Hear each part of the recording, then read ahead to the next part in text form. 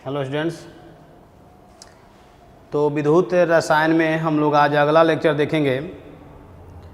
पिछला लेक्चर आप लोग पढ़ लिए होंगे जिसमें विद्युत अपघटन बताया गया था, विद्युत अपघटनी सेल। तो अगर आप लोग पिछला लेक्चर पढ़ लिए हैं तो आपके लिए ये लेक्चर बिल्कुल आसान लगेगा। और ध्यान दीजिएगा, आज का जो लेक्चर है ना, ये 12th बोर्ड के एग्ज़ाम में 110% आएगा। आज ही आप लोग कॉपी में नोट कर लीजिएगा, क्योंकि आज का जो लेक्चर है वो बताएंगे फैराडे का विद्युत अपघटन नियम। और फैराडे का दो नियम है, फैराडे का फर्स्ट लॉ और फैराडे का सेकेंड लॉ। पहला नियम और दूसरा नियम, यही दो नियम दिए थे। तो आता है 12th बोर्ड के एग्ज़ाम में कि फैराडे का पहला नियम लिखिए, या किसी परीक्षा में तो दोनों ही पूछ देता है, कहा जाएगा कि फैराडे का विद्युत अपघटन नियम लिखिए। तो आपको दोनों लिखना पड़ेगा, पहला नियम भी और दूसरा नियम भी।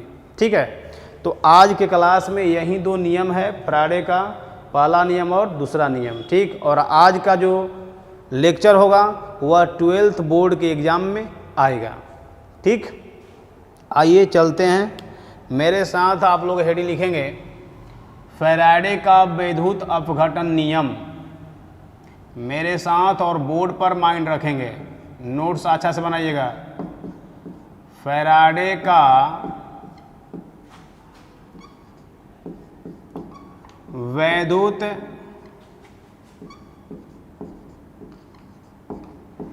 अपघटन नियम, जिसको लोग बोलते हैं फैराडेज लॉ ऑफ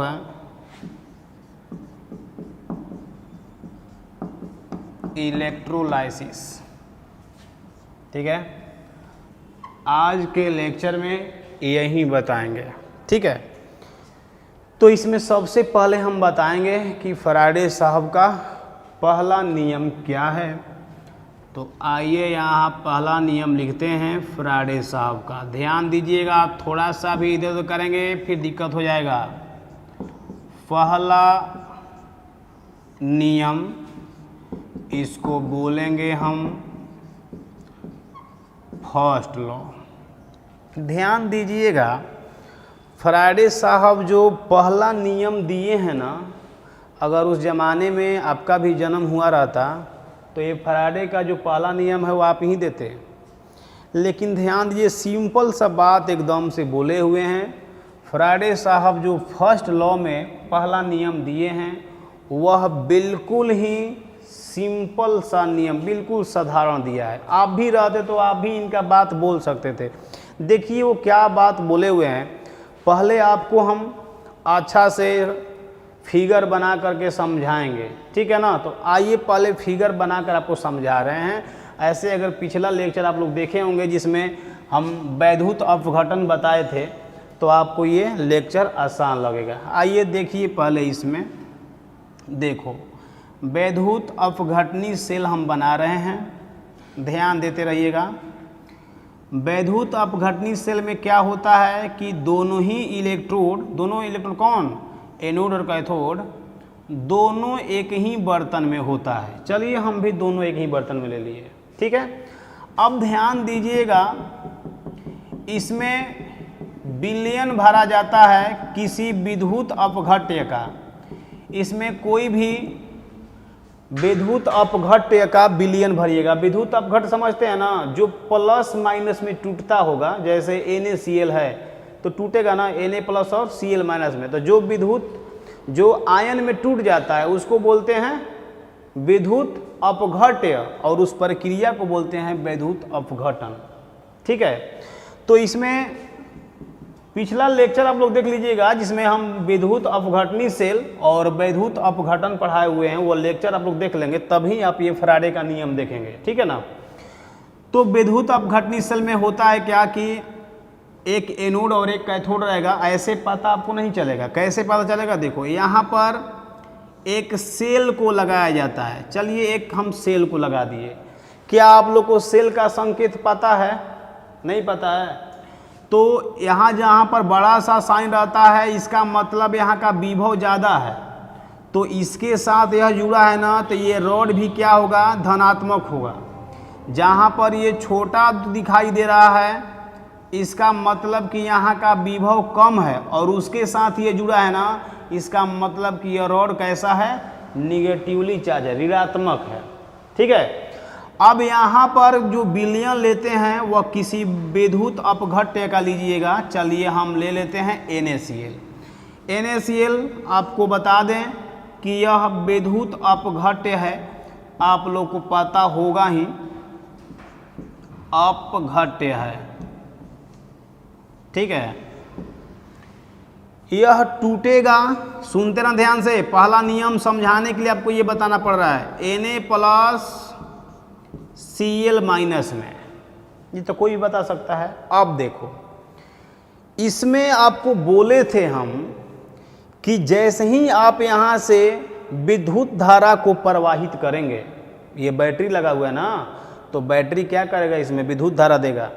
जैसे ही आप इसमें विद्युत धारा प्रवाहित करेंगे तो प्रवाहित करने से क्या होगा कि यह जो सोडियम पर प्लस है ना, वह निगेटिव पर जाता है, समझे, निक्षेपित होगा है इस पर, और जो निगेटिव है वह प्लस वाले पर निक्षेपित होता है। समझ रहे हो, ये बात आपको पिछले लेक्चर का था। ठीक। आज आपको बता रहे हैं कि पहला नियम जो है फैराडे साहब क्या दिए थे। देखिए क्या बोले थे, वह बोले थे कि विद्युत अपघटन में, विद्युत अपघटन समझ रहे हो ना, विद्युत धारा देने पर, विद्युत अपघटन में किसी भी इलेक्ट्रोड पर, विद्युत अपघटन में, सुनते जाए ध्यान से, फिर लिखवाएंगे इसको, विद्युत अपघटन में विद्युत धारा प्रवाहित करने पर जो पदार्थ की मात्रा इलेक्ट्रोड पर निक्षेपित होता है वह विद्युत धारा के समानुपाती होता है। नहीं समझे, फिर से सुनिएगा। विद्युत अपघटन करते समय इलेक्ट्रोड पर पदार्थ का जो मास, जो द्रव्यमान निक्षेपित होता है वह विद्युत धारा के समानुपाती होता है। ये बात तो कोई भी बोल सकता है कि भाई हम जितना ही इसमें विद्युत धारा प्रवाहित करेंगे उतना ही यह जाकर क्या करेगा, इलेक्ट्रोड पर बैठेगा। कम विद्युत धारा प्रवाहित करेंगे तो कम बैठेगा, ज़्यादा विद्युत धारा प्रवाहित करेंगे तो ज़्यादा बैठेगा। तो कोई भी बता सकता है।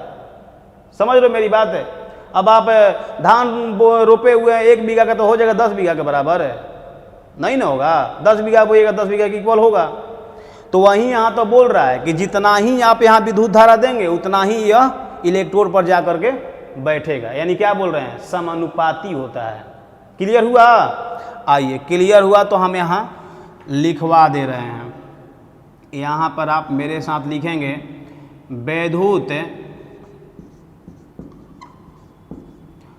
अपघटन में प्रत्येक इलेक्ट्रोड पर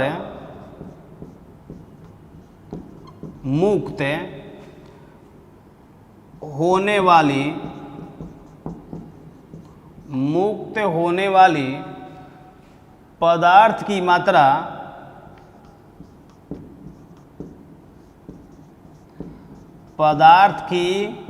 मात्रा और कोष्ठ में आप यहाँ लिख दीजिएगा कि ग्राम में, पदार्थ की मात्रा विलयन में प्रवाहित विद्युत धारा, विलयन में प्रवाहित विद्युत धारा की मात्रा के समानुपाती होती है। जो बात बोले हुए हैं वही बात हम लिखवाए हुए हैं। विद्युत अपघटन में प्रत्येक इलेक्ट्रोड पर मुक्त होने वाली पदार्थ की मात्रा विलयन में प्रवाहित विद्युत धारा की मात्रा के समानुपाती होता है। कहने का मतलब कि ये जो W है, यही है W। क्या है W? मुक्त पदार्थ की मात्रा। तो W यह समानुपाती होता है Q के। Q विद्युत धारा है, ठीक है। जितना ही विद्युत धारा प्रवाहित करेंगे उतना ही मुक्त होगा इलेक्ट्रोड पर। समझ रहे मेरी बात? ध्यान दीजिएगा, यहाँ पर आप लोग पढ़े होंगे 10th क्लास में। 10th क्लास पढ़े होंगे ना? 10th क्लास में आप पढ़े होंगे कि Q बराबर IT होता है। पढ़े थे? नहीं पढ़े थे? ठीक है, कोई बात नहीं, अब ध्यान दीजिए। बता रहे हैं, टेंशन मत लो, सब बताएंगे। I क्या है, T क्या है, Q क्या है, सब बताएंगे। अब ध्यान दीजिए कि ये तो आपको पता होगा कि अगर इस समानुपाती का साइन को अगर हटाते हैं तो एक नियतांक आता है, ठीक है। तो ध्यान दो, अगर आप इस साइन को हटाएंगे तो एक नियतांक आता है Z, और ये हो जाएगा Q, ठीक है। अब देखो W बराबर ये हो गया Z, और क्या Q के जगह पर हम IT लिख सकते हैं? बिल्कुल हम IT लिख सकते हैं। अब सवाल आपके माइंड में आता होगा कि ये सब है क्या? नहीं, तो आप ऐसा करो कि इसका जल्दी से स्क्रीनशॉट लो ताकि हम आगे बढ़ सकें। हो गया? ले लिए? चलो, स्क्रीनशॉट आप लोग ले लिए, बहुत अच्छा किए।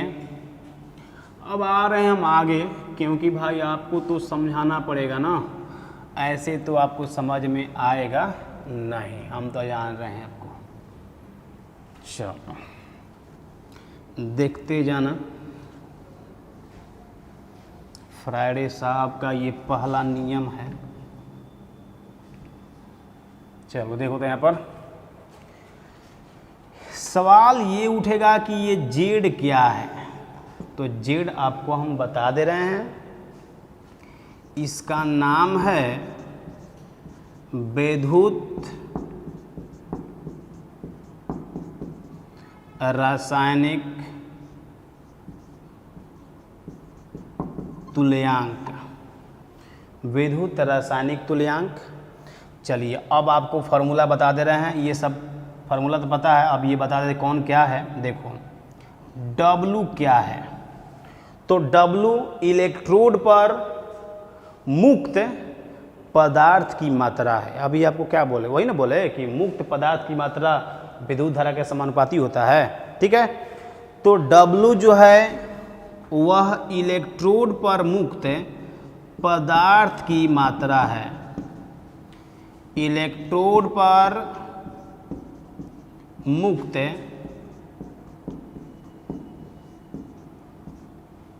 पदार्थ की मात्रा, ठीक है। लेकिन ये मात्रा किस में होना चाहिए? ग्राम में होना चाहिए। क्लियर हुआ? Z आपको लिख दिए हैं, विद्युत रासायनिक तुल्यांक है, इतना तो कन्फर्म होंगे।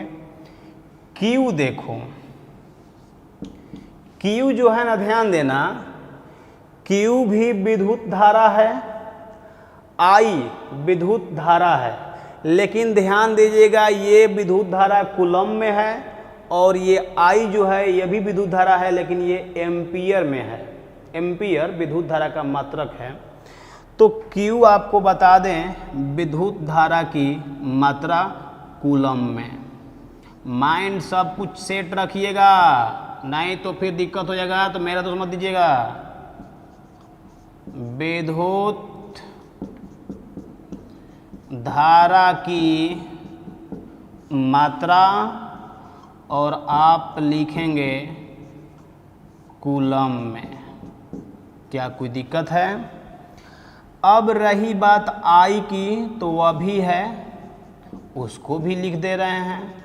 सब लिख रहे हैं अच्छा से, विद्युत धारा की मात्रा, लेकिन ये है एम्पियर में, ये एम्पियर मात्रक में और ये कूलम में होता है। ठीक है, टी भी बता दें, टी भी नहीं पता है, क्या है टी जी? समय है। और क्या है? विद्युत धारा प्रवाहित होने का समय, और यहाँ लिख दीजिएगा सेकेंड में। ठीक है, तो ये सारा आपको डिटेल्स बता दिया गया। अब आइए, कहीं कहीं एग्जाम में पूछ देता है कि विद्युत रासायनिक तुल्यांक किसे कहा जाता है। कहीं कहीं पूछता है कि विद्युत रासायनिक तुल्यांक यानी कि जेड क्या होता है। ठीक है, तो ज़्यादा घबराने की बात नहीं है। आइए आपको एक बात बताते हैं, एक कंडीशन देखो, शर्त। यदि I बराबर 1 एम्पियर हो, I 1 एम्पियर विद्युत धारा हो, समय जो है वह 1 सेकेंड हो, तो हमको ये बताओ कि समय सेकेंड में होता है, ये 1 सेकेंड है, I एम्पियर में होता है, ये 1 एम्पियर है। तो जब ये 1 है और ये भी 1 है, तो क्या उस केस में W बराबर Z हम लिख सकते हैं क्या? बोलो, लिख सकते हैं। बस खत्म हो गया, खत्म हो गया। आप इसको परिभाषित करेंगे कि 1 एम्पियर का विद्युत धारा, 1 एम्पियर का विद्युत धारा 1 सेकेंड तक प्रवाहित करने से इलेक्ट्रोड पर मुक्त पदार्थ की मात्रा विद्युत रासायनिक तुल्यांक कहलाता है। क्या कोई दिक्कत है? दिखाई यहाँ नहीं दे रहा है क्या? दे रहा है। तो आइए लिखेंगे, एकदम अच्छा समझते चलिएगा। 1 एम्पियर की विद्युत धारा 1 सेकेंड तक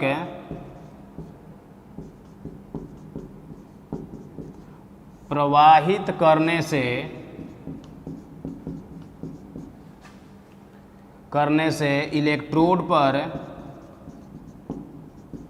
इलेक्ट्रोड पर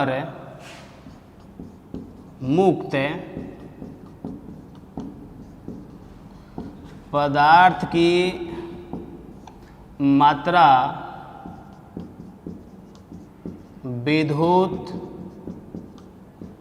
रासायनिक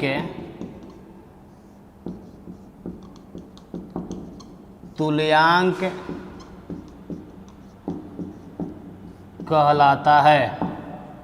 ठीक है, ये समझ गए? जल्दी से इसका स्क्रीनशॉट लीजिए, इसके बाद हम आगे मिल रहे हैं फैराडे का दूसरा नियम में। ठीक है, इसको जल्दी से आप स्क्रीनशॉट लीजिए। तो आइए चल रहे हैं हम फैराडे साहब के दूसरा नियम। पहला नियम खत्म हो गया है, आइए दूसरा नियम पहले समझेंगे, उसके बाद लिखेंगे। ठीक है, चलिए, तो आप लिखेंगे दूसरा नियम। दूसरा नियम सेकेंड लॉ।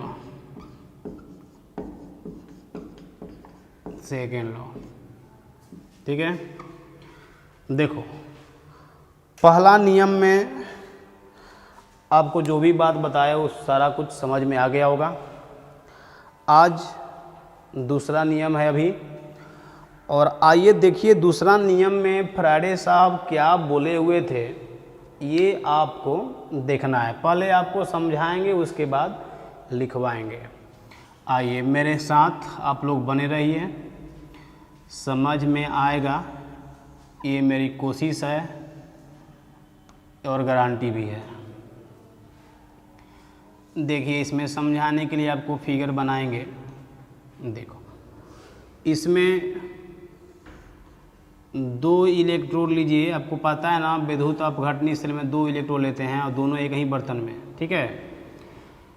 इसको क्या करना है आपको, इसमें कोई भी विद्युत अपघट्य का विलयन ले लेना है। विद्युत अपघट्य बार बार बोल रहे हैं, जो प्लस माइनस में टूट जाता हो, जैसे NaCl है, Na plus Cl minus, MgCl2 भी हो सकता है, ठीक है, CuSO4 भी हो सकता है।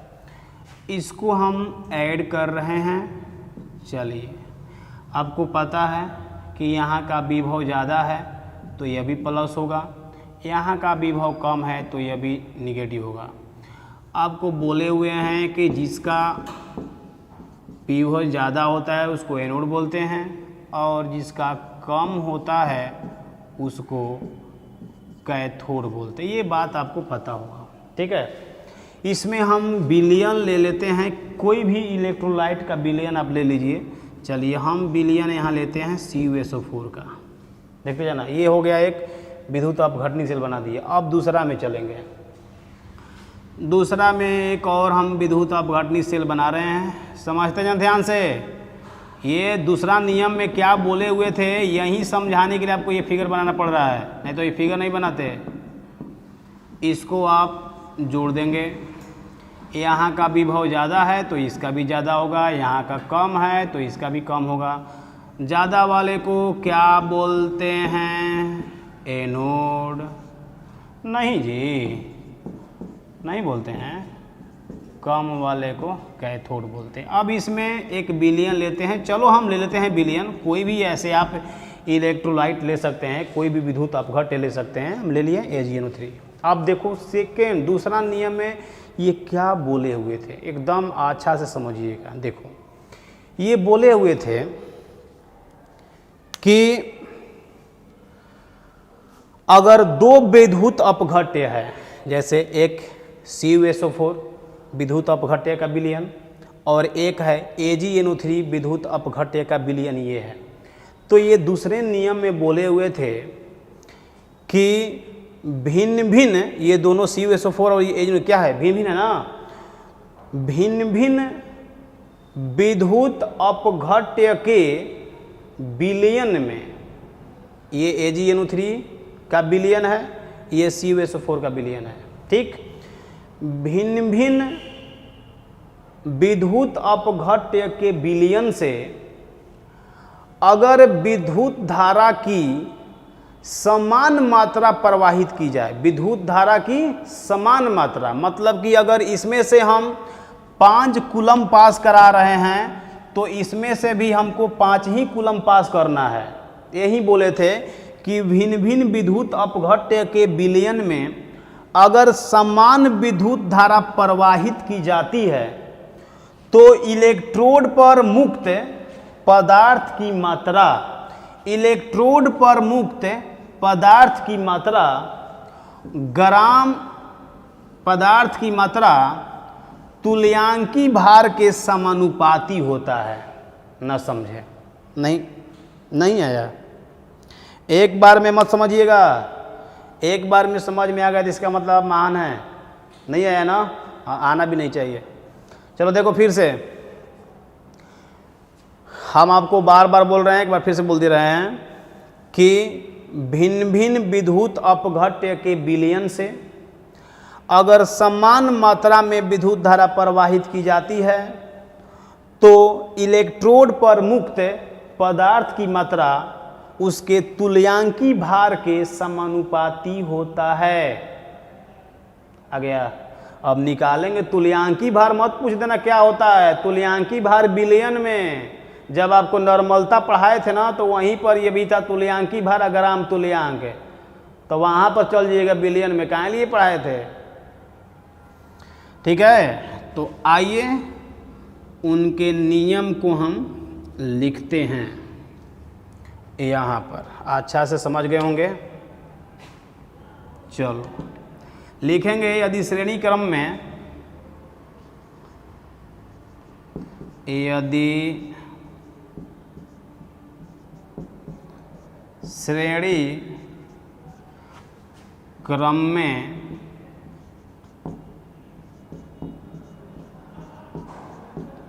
जोड़े गए विद्युत अपघट्यों के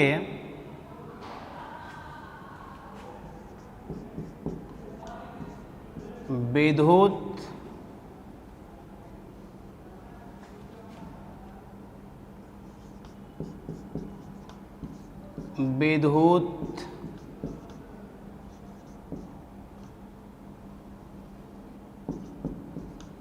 अपघट्यों के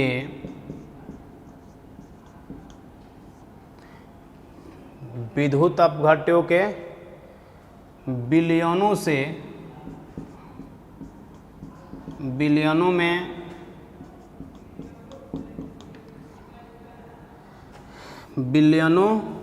में समान विद्युत धारा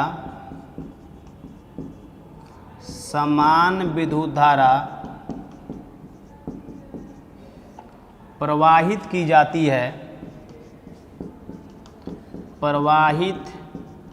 जाती है तो इलेक्ट्रोड पर मुक्त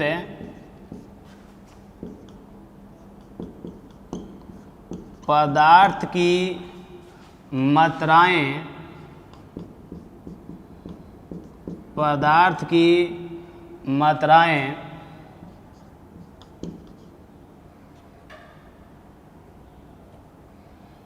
उनके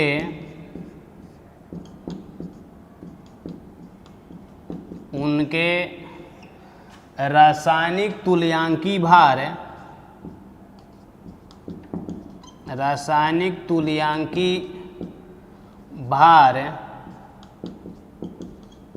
के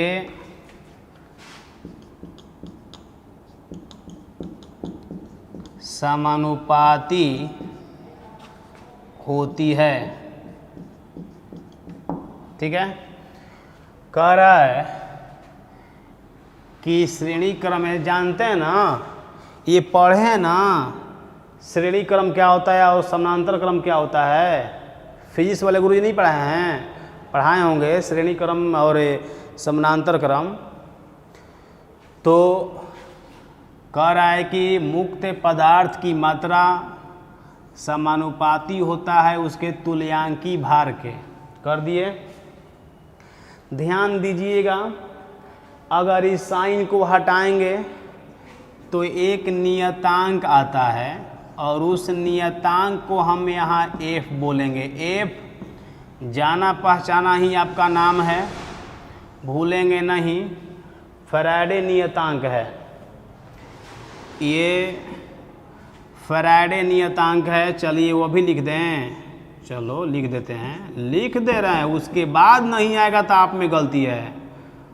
फैराडे नियतांक इसका कितना मात्रा होता है जी? 96,500 कूलम, ये इसका वैल्यू होता है फैराडे नियतांक का। ठीक है, हमको ये बताइए कि अगर थोड़ा सा हम आगे ले चलते हैं तो इसको क्या हम ऐसे लिख सकते हैं, F बराबर W/m में E लिख सकते हैं क्या? कहेंगे एकदम बिल्कुल लिख सकते हैं। और जब बिल्कुल बोल ही दिए तब इसमें सोचना नहीं, हम आगे बढ़ेंगे। कृपया आप लोग इसका जल्दी से स्क्रीनशॉट ले लीजिए। ले लिए? बोलो जल्दी। हो गया? चलो हो गया। तो अब आ रहे हैं हम, अब इसके डेरिवेशन में दूसर का नियम तो हम लिख ही दिए। अब आइए, लिखने से नहीं ना हो जाएगा, अब इसी पर हमको काम करना है, तो काम भी करेंगे।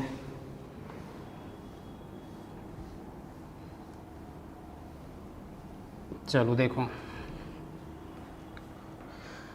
हमको ये बताइए कि फैराडे तो ये 96,500 कूलम्ब होता है। ठीक है, अगर आपसे पूछ दिया जाए कि अगर आप, ध्यान दे रहा ना, यहीं से मेन पॉइंट स्टार्ट होगा, अगर आपसे कह दिया जाए कि क्यू कूलम्ब अगर आपको आवेश दिया गया है तो यह कितना फैराडे है, सुनते जाना ध्यान से। अगर आपसे कह दिया जाए कि क्यू कूलम्ब आवेश है, यह कितना फैराडे है, तो आप कहना कि 96,500 कूलम्ब एक फैराडे होता है। दिखाई आपको यहाँ दे रहा है, एक ही फैराडे है ना, समझ रहे हो, एक फैराडे है 96,500 कूलम्ब। तो 96,500 कूलम्ब एक फैराडे है, तो इसलिए एक कूलम्ब कितना होगा, तो 1/96,500 और इसलिए क्यू कूलम्ब बोल दीजिए। तो 1/96,500 और गुणा क्यू, यानी कि क्यू बटा में 96,500 कूलम्ब, ये होगा इतना फैराडे। आया समझ में? ध्यान दीजिएगा यहाँ पर, इसी से मेन पॉइंट है। ये कितना है, तो एक है। अच्छा एक बात और है, ये W क्या है, ग्राम में मात्रा है ना, ये मात्रा है इलेक्ट्रोड पर मुक्त होने वाली पदार्थ की मात्रा ग्राम में। तो ये ग्राम और ये हो गया तुल्यांकी भार। क्या आप लोगों को एक फॉर्मूला याद है, कहीं कौन सा, देखिए ग्राम तुल्यांक का फॉर्मूला आप लोग को पता है क्या? नहीं पता है तो भाई लोग अब दिक्कत होगा, क्योंकि ये सब बिलियन में पढ़ा दिए हैं। ग्राम तुल्यांक बराबर होता है द्रव्यमान यानी कि भार ग्राम में। तो हम यहाँ लिख देते हैं डायरेक्ट, क्योंकि हमको उतना मतलब नहीं है। ग्राम और बट्टा में होता है तुल्यांकी भार, यही होता है, इसका सूत्र होता है ग्राम तुल्यांक का। तो हमको ये बताओ कि W ग्राम है और ये तुल्यांकी भार है, तो क्या हम कह सकते हैं कि ये ग्राम तुल्यांक है? बिल्कुल कह सकते हैं। ये क्या है, फैराडे नियतांक है। तो हमको ये बताओ, अगर यह एक है तो यह भी एक है, जब ये दो रहेगा तो ये दो रहेगा, जब ये तीन रहेगा तो ये भी तीन रहेगा। देख रहे हो ना, ये चार तो ये भी चार, अभी एक है तो ये भी एक है ना। तो हम यहाँ बोलेंगे ना, कहीं क्या बोलेंगे सर, देखो यहाँ बोलेंगे फैराडे, यहाँ पर बोलेंगे, देखते जाना ध्यान से, फैराडे की संख्या बराबर होगा ग्राम तुल्यांक की संख्या, ग्राम तुल्यांक की संख्या। यानी कहने का मतलब कि फैराडे की संख्या कैसे निकालेंगे, तो अगर क्यू में पूछ देगा तो क्यू बटा में 96,500। तो फैराडे की संख्या, ध्यान देना ये BBI है, फैराडे की संख्या 96,500 रखेंगे बराबर ग्राम तुल्यांकों की संख्या, तो ये W बटा में E है। ये फार्मूला VVI का पावर इन्फिनिटी है। अब देखो क्या Q बराबर IT होता है, लिखवाए थे आपको कि Q बराबर IT होता है, याद है? कुछ नहीं याद है? याद है। तो इसको हम इस बार IT लिखेंगे बाई 96,500 और ये W बटा में E, ठीक है। यही दो फार्मूला होता है, ध्यान दीजिएगा, जब जैसा तब तैसा यूज करेंगे। अगर कूलम में विद्युत धारा दिया हुआ है तो इस फार्मूला को हम प्रयोग करेंगे, अगर विद्युत धारा एम्पियर में दिया है तो IT, ध्यान दीजिएगा ये I एम्पियर में और समय जो है वो सेकंड में होता है, इतना बात आपको पता होना चाहिए। यही देखो, अगर फैराडे से न्यूमेरिकल्स पूछेगा ना तो इसी दो फार्मूला से पूछेगा, ठीक है। तो हम ऐसा करते हैं कि इसको याद कर लेते हैं, Q बाई 96,500 बटा में W बटा में E, W भार है ग्राम में और ये E क्या है, तुल्यांकी भार है। तो अब तुल्यांकी भार निकालने आना चाहिए, ठीक है, बताएंगे, लेकिन तुल्यांकी भार आप लोग जाकर पढ़ लीजिएगा बिलियन में, Q कूलम और ये I एम्पियर, समय T समय सेकंड में है, ठीक है। इसको जल्दी से आप स्क्रीनशॉट लीजिए और लिखिए, एक छोटा सा क्वेश्चन लिखिए जल्दी से।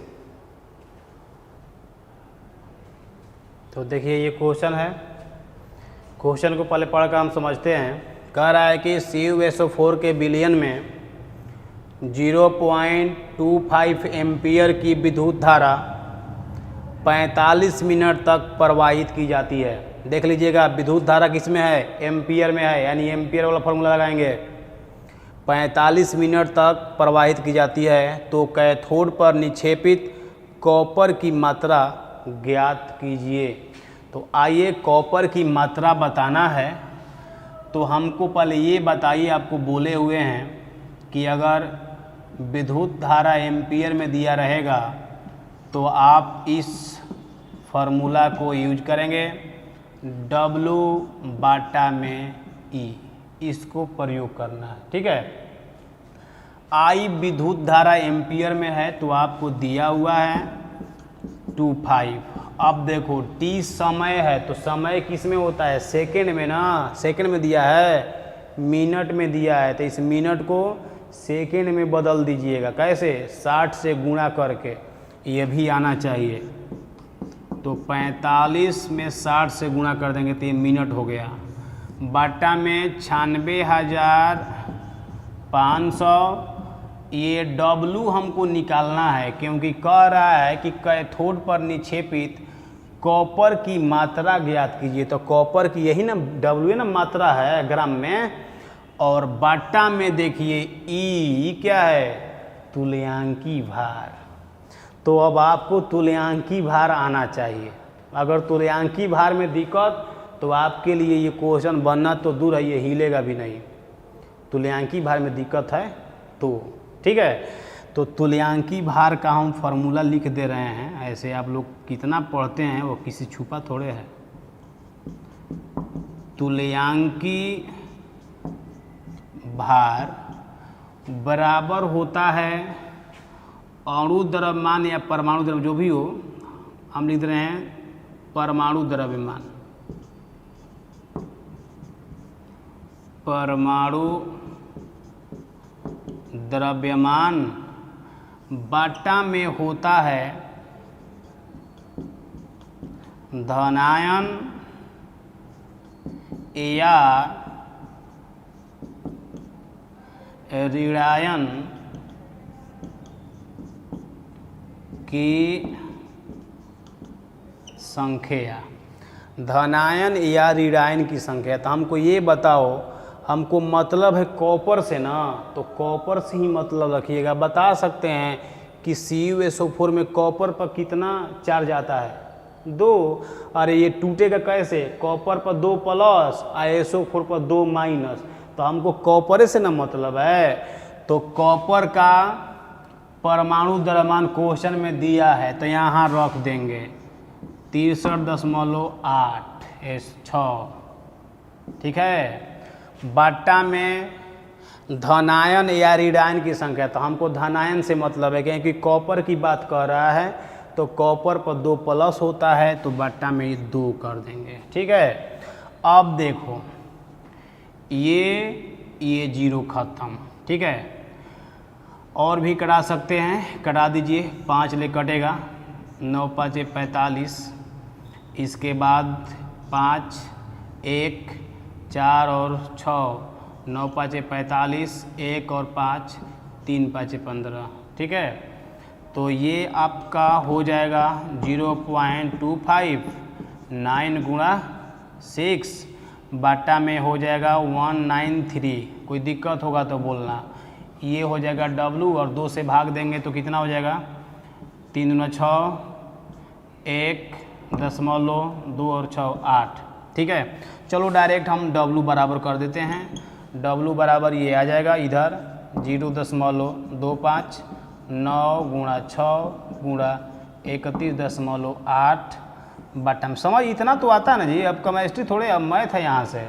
ठीक है, आप लोग ये कैलकुलेशन कर लीजिएगा, क्योंकि अब टाइम लगेगा हम करेंगे तो। ठीक है ना, तो कैलकुलेशन आप कर लीजिएगा, वहीं आपका आंसर हो जाएगा 0.2224।